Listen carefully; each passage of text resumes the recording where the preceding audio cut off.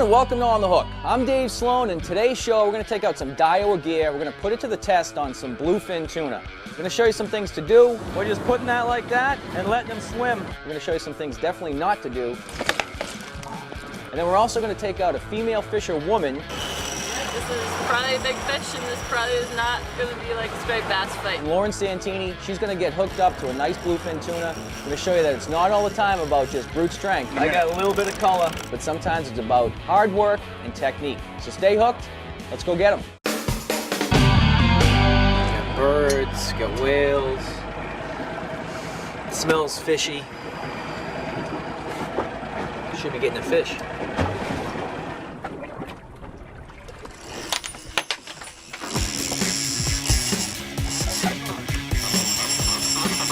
Why you don't go tuna fishing by yourself, boys? Oh, yeah. Actually, Justin, do me a favor, quickly, please. Listen, I need you to stop filming for a second. Reel that in. Yeah. Put down the camera. Turn the wheel that way. Not too hard, not too hard.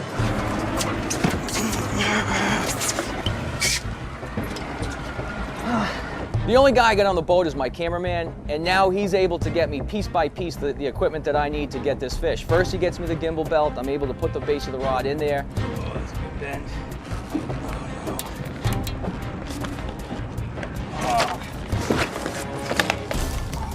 Oh, that was so lucky. The rod pops right out of my hand. I manage just to grab the line, I get the rod back, and at this point I'm thinking to myself, I just got unbelievably lucky. I'm hoping that Everett from my sister boat can finish up with his fish, get over here. I need the help. It's because I'm not using the front straps. That was not good. This red boat here, it's a sister boat of mine out here right now. I'll try to get the saltiest guy and try to get him on the boat and try to help me process this fish because I think it's a good sized fish and I'm afraid of losing it at the boat. I got the belt all set, I'm all strapped in. Now all I need from my sister boat is Everett. If you can, come to the front. Back off. Just go bow to bow and then back out. No. All right. Even sideways, the fish was right here and I'm like, oh my God, no. And he was drifting back this way. I know. Learn from our mistakes. Welcome aboard, Captain. Go get him, Dave. I feel so much better now. How was your fish? Noodles. And he stayed right here forever. Really? Just stayed right there forever. I'll tell you right now, I feel so much better. How's my hair look, all right? You look beautiful. Yeah. To be honest with you, I don't think I was really prepared. I came out here and just threw a couple baits in the water, looked around a little bit. It's kind of superstitious. I don't like to take the belt out before we get a fish. I really should have had the belt out. I should have been better prepared. I should have someone else in the boat with me, not my camera guy. His job is to film, not to help me run the boat and gaff a fish. But this fish came up, ate a live pogie, screamed off a ton of line. Lots of life around this area. There's lots of birds in this area, lots of bait, lots of whales. And we got ourselves a fish on the hook. I'll tell you what though, this is the first year I'm really using these Daiwa Sea Line Tournament Series.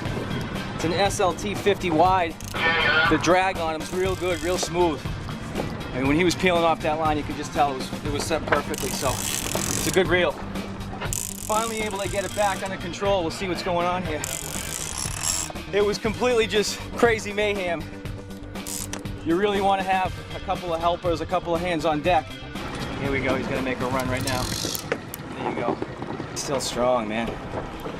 Short little pumps like this, that's what brings the fish in. You don't want to really reel your tip down to the water and then give a big pull back. You just want a short little pumps. I get a half crank at a time.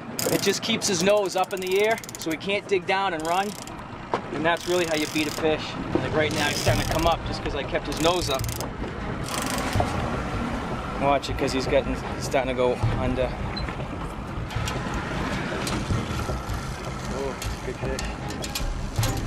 Listen to the tension on that line. I don't even have it on strike. Wow. All right, well, you know what? Stay hooked.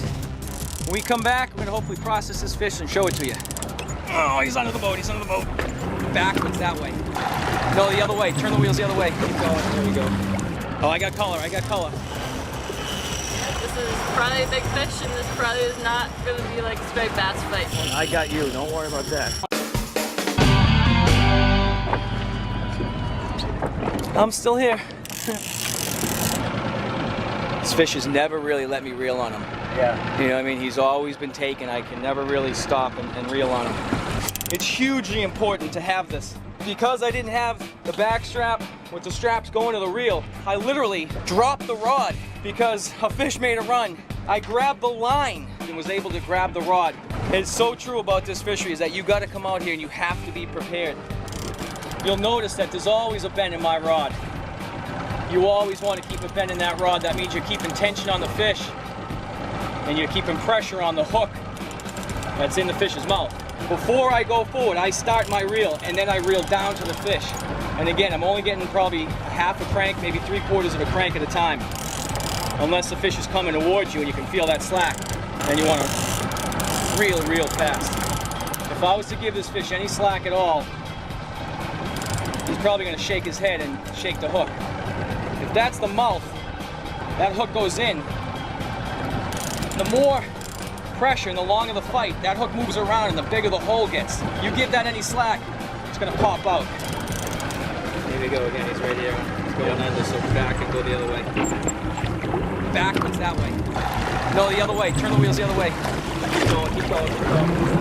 Keep going, keep going. There we go. I told you, I took 20, so he took 25. No clicker? Well, the clicker when it goes off, yeah. But not when I'm reeling. Real big. Real men are trying to have their voice heard, not the clicker. This is me taking, him taking, me taking, him taking. He's getting right under. Oh no. Oh, he's under the boat, he's under the boat. There you go. There you go. You gotta give this fish credit, man. He's a fighter, no doubt. And now we're fighting right now. Oh, I got color, I got color. He's circling. This is the death circle right here. Here he comes. Oh yeah, right. This is a good fish, baby. Yes, it is. This is the ultimate tuna gaff. Doubles it as a golf club during the day, putt at night, tuna gaff on Stellwagen Bank.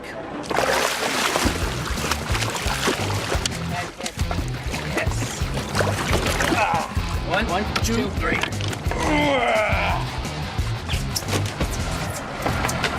That, my friends, is how you get a tuna in the boat. Yes! Woo! That is a good fish, baby. If you're gonna go and get one of these guys, you want to try the gap in the gill plate. The nicest meat is right back here to the top loin. That's that lower mandible or the upper mandible right there. It's a nice, real tough part of the fish. And these bait hooks right in the corner of the mouth, that's the really tough part of the mouth where it's really the best hook set. But you can see where it starts ripping open a little bit is why I tell you that you always have to keep some tension on that because that could come out pretty easily. That's actually a good hook set. It didn't open up too much. But if I didn't try to put the boots to this fish towards the tail end of the fight, that might have opened up a little bit more and we could have lost the fish. You don't have to use gigantic hooks to catch big fish. I think that's an 8. So I'm 6 feet, 1 inch. Aaron, what do you think? 65, 68 inches? Absolutely. Beautiful, beautiful fish. Mother of pearl up top. Beautiful. These finlets on the back here, they actually act independently. Depending on which way he really wants to carve hard one way or carve hard the other, he'll turn all these finlets and it acts like a back rudder. When they fold out these pectoral fins here, they want to dart through the water, they lower this dorsal fin, but when they want to put it up to maneuver, that pops right up like that, and they're able to get a lot more agile. When they want to go fast again, they'll fold it down, real streamline on the top. All right, man, what a fish, what a battle. Thanks, Evan, for coming on board and helping me out. I don't think I could have got this fish without you. That's what we're here for. You know what, the show's not done. When we come back, stay hooked because I'm going out with my good friend Chuck DeStefano of Boston Sport Fishing. We're gonna keep this tuna show rolling. But I want you guys to be holding me, please, because it's so big. Nice and easy. He's still pulling, he's still pulling. Oh, boy. We're dealing with this pot right here. We're trying to get the boat away from that pot because we don't want this fish going into that pot and getting caught in the line. I got a little bit of color. That fish is going to see the boat. He's going to go ballistic. There's a real good shot that you're going to lose that fish at the boat. All right, as you saw, I got a good fish. But you know what? Today, I'm out with Boston Sport Fishing, my good friend Chuck DeStefano. We're also out with Pete Santini, my good friend, and his daughter, Lauren Santini, who's quite a fisherman. I'm gonna see if we can put her on a nice big bluefin tuna, see if she can reel it in. Come on. All right, Lauren, here we go. I'm going. I need the big one. Big fish. Lauren, you ready for this? Oh God. I need someone to be holding. Let the rod go down. Oh, that's meant to. All right, now just use But the I whip. want you guys to be holding me, Don't please, worry, because it's so big. If I get tired, someone else is going to grab it. No, you're going to do it yourself. Real. All right, right now we got a big fish on. Lauren's been fighting this fish for about 20 minutes. This thing took the bait, absolutely took a bunch of line off. Got a couple hundred yards out there, I think. She's doing a real good job trying to get this fish to the boat. How you feeling? I'm so tired. She's putting the screws to the fish. We got a nice bluefin. No, he's running. Let the rod do all the work.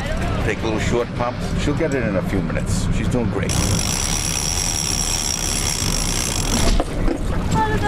That happens. Lauren worked her butt off today. She fought that fish with everything that she had. I feel terrible for her that she lost that fish. Nice job. Lauren, you did a good job there, honey. There's nothing you can do about that. Sometimes that just happens, you know, hooks pull and that's fishing. But, you know, even when you lose a fish or fish gets off the line, a couple good things happen. One of the good things was I saw Chucker lean in and gave her a nice consoling hug. I know he's got a heart. It's not in a jar on his desk. I seen it, you got a heart. We're gonna go out tomorrow. There's a little bit of an east wind, usually turns them on a little bit. I have a lot of faith that tomorrow's gonna be a better day and we're gonna work real hard. I know she's gonna work hard at pulling on that thing and hopefully we're gonna have better luck.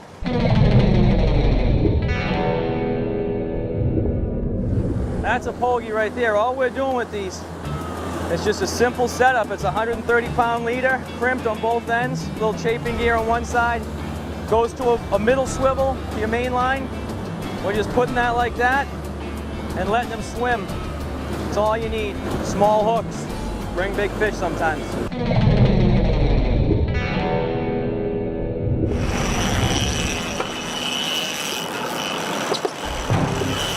This is probably a big fish, and this probably is not going to be like a straight bass fight. I got you, don't worry about that. Hey, you're in the backing here, Chuck. If he starts backing up, you're gonna start reeling. You're gonna reel. Reel it. Nice and easy. He's still pulling, he's still pulling. Oh boy. We're working a lot on not ripping the hook through the fish's like mouth. So we're doing the short pumps down, lean back, short pump down, and that kind of kept the tension the whole time without giving the fish any slack. With this fight, we're gonna try to put the boots to him a little bit more than the last one. We don't want him out there that long. We don't want that hole in his mouth getting bigger and bigger and bigger. There's a real fine line you gotta be careful of because you don't want that fish coming to the boat too green, which means with a lot of life, because if that happens, that fish is gonna see the boat, he's gonna go ballistic. There's a real good shot that you're gonna lose that fish at the boat. All right, we stopped him. No, we didn't. I gear for a sec. Okay.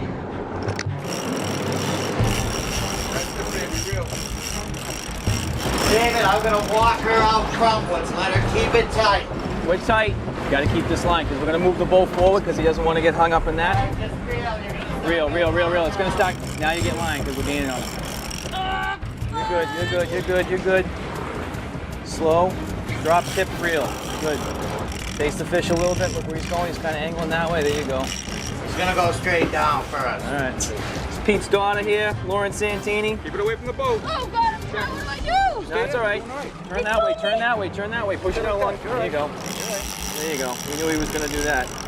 All right, what we're trying to do here is, obviously Lauren's got the fish on. We're dealing with this pot right here. Trying to get the boat, Chuck's doing a good job of trying to get the boat away from that pot because we don't want this fish going into that pot and getting caught in the line. No, he is in the line. Hold on, baby. I'm going to try to take the fish back out around the other side. Loosen that drag a little bit. The fish went beyond that buoy right there and actually got hung up in the line. Keep cranking. We got him out. All right. We got him out. That is tough right there. That's how you're a captain. We're trying to keep going back and forth across the line, trying to have the fish free itself. Chuck did a fantastic job of letting the drift take us back down and coming back up to free that fish, and thank God the fish finally cleared the line. Chuck did a fantastic job doing that, so We're back just with the fish. Lauren's fighting just the fish, not the line anymore. Stop. Okay. All right, you're gonna finish this fish and you're gonna feel so good about it. Especially after that first one. 40 minutes into the fight, my legs were shaking, my back was aching. I give you the Rocky Balboa talk. All your love, all your power, all your strength. I'm gonna make a circle right in that corner. I don't want you to move out of that corner. I want the rod to stay away from the boat. Go. Coming up. Get ready, half turn. We're getting Ready, drop, close. reel. Stop. Half turn, go. Stop. You should see him in a I minute. got a little bit of color. Go. Yep, reel. Keep reeling, keep reeling. Hold it. Red reel. You take Here we go. everybody else out of your mind and you do exactly what I say. You're gonna listen to me and nobody else. David, I need to get in your corner. All right, now or when he comes up. Now, Right here, look at him down there. classic death Ready? spiral. We're gonna slowly pull back, drop and reel. Chuck, I feel like, is the ultimate authority in most cases. Reel. Come and take a look at your fish. Yeah! Whoa. There you go. Lauren Santini, everyone. Lauren Santini. I'm tired, man. Yeah, you did an awesome job, though. Sheesh, Good thank job. you. Good job. Oh my God. Fantastic. It's not all about strength, it's about technique. And once you learn what you gotta do, you can definitely do anything. I take a look at that hook set right here, too. We're not using these giant hooks like you'd think you need to use. Oh, man, that is a good hook set. That wasn't coming out at all. That's an 8 right there. Good job, Chuck. Good job all the way around. Lauren, Nice. nice job. Today was awesome. I got my fish, it was on the boat, that's all we cared about. Chuck did a great job. You all did a great job getting that fish in the boat for Lauren. And I'll tell you what, behind the reel, she did a fantastic job. So, hard work. Another great day in the water. Winds up great here in the kitchen. What are we gonna do with this? We're gonna do a sesame and pepperoncino encrusted tuna with some sauteed bok choy. That right there is unbelievable.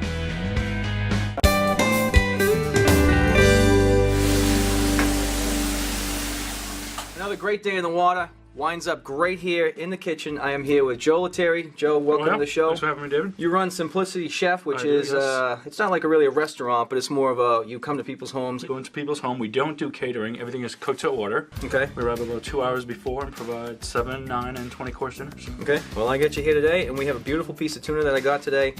What are we gonna do with this? We're gonna do a sesame and pepperoncino encrusted tuna with some sauteed bok choy. Okay. Sounds Lovely good. catch. As you can see, that's a really bright red, and that's what we want to look for when we're shopping for tuna. Sure. No discoloration, and you can see that it's really fresh and ready that's to go. obviously I've seen on your website. That's one of the things that you really pride yourself on is really fresh ingredients, the freshest vegetables, the freshest fish, foods, ingredients. That's Definitely, we shop everything to order. My grandpa's a butcher in the North End. We get all our meat prime cut. We're gonna start seasoning that. A little salt and pepper. So a little love, salt and pepper, just to give it a little flavor. Okay. We're gonna brush it with a little soy. okay.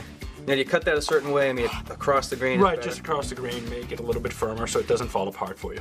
Yeah, just a little brush, and that's gonna just give it a little salty flavor. Wonderful. And we're gonna have the pepperoncino. Being Italian, I like my favorite cuisines are Asian, French, and Italian. What's in here? We have sesame seeds and pepperoncino, which are red chili flakes. Okay, so it's going to give it a little bit of each. Yeah, I feel with the sesame. and Definitely maybe give it that of- little bit of bite. It's the easiest way, and just Oh, we're gonna yeah, coat yeah. it. Love it. Bam, bam. Yeah, this is going to be good. I can tell already. Now, you said you like to cook. Obviously, Italian. You are Italian. You were born in Italy. Yeah, I grew up in Rome for about 12 years and then moved to the North End, and pretty much, you know, my attempt at culinary school and it lasted a year and hated it.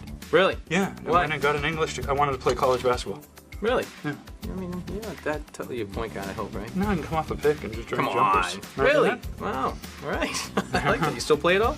Here and there. We're going to move this over to the plate. Pretty much, we're gonna chop this, saute it with a little garlic, and season it with some sesame oil, a little Okay. salt and pepper. And what kind of flavor is bok choy? It looks obviously like Like an lettuce, but Asian, it's- yes, Asian lettuce, celery, kind of firm, and the leaves will wilt. I like it a little crunchy, but if you want it really wilted like spinach, obviously keep it a little bit longer. Gotcha. Just based on your consistency and what you prefer. So that's going to go in a pan. Yes, a we're gonna hot go to pan. the hot pan. Started to saute some garlic. I like to get the garlic just nice and soft and just give it that aroma. I don't want to Oh, you can overcook it. certainly smell it. It smells great. Exactly. It's like Wonderful. and that's just olive oil and garlic. Yes, and we're going to season it with a little sesame oil. Just lower the heat a little bit. This should take about 4 minutes, depending on how wilted you want it. So now we're going to take this, go to the pan. Yeah, let's do that, yes. And when you want to sear something, it's just pretty much like if you're searing a steak, you just want to get that little crust on the outside. It's just going to hold in all the flavors. Hear that sear? In about 2 minutes on each side. I mean, you can work it all 4 sides, and then, you know, I love it really extremely rare. Yeah, me If too. it turns white, I don't know, I think you've ruined it. Yeah, I agree. And we don't want to burn the sesame seeds, that's the main thing here. Well, that's why I got the tongs. Not just leaving it on one side, you're kind of rolling each Exactly, we're block to toasting it one over, side. and as you can see, they're just browning right now. Just on this, yeah, that should be good enough. Kind of good gauge, usually at the end you can see where it's searing. Yep. Wonderful, so we're going to just bring that over here, just let it chill a little bit, or cool. Alright, so I'm just gonna plate this. You're saying is to love the food, Love the not food, mess yeah. around with it. Give it beautiful. Be nice, and is that good? Am I doing good? We're doing well. So, as you can see, toast it again. Okay. I'm just going to cut right through that. Yeah, would you serve this as an appetizer, or would you serve this as a dinner? That would make a great entree. As you can see, gorgeously cut. Oh, that's beautiful. Yeah. Well, Joe, this looks amazing. Wonderful. And there you go. Let's put a name to this. There it is, the peperoncino sesame encrusted tuna loin with bok choy salad sprinkled with sesame oil. Alright, well, look, I just happen to have forks. Look at that, how that works. It'll heat. What's the flavor? That right there is unbelievable. I love the spiciness of that pepperoncino in the sesame seeds. Well, I'm going to tell you what, Joe. Thank you very much for coming on the show today. Thank you for having me. This right here was delicious. For this recipe and plenty more, log on to onthehook.com, go to the Hook and Cook tab. This will be there, as well as information on your company, which is Simplicity Chef, and you can check us out at simplicitychef.com. Today's episode of On the Hook is brought to you by EMC, where information lives.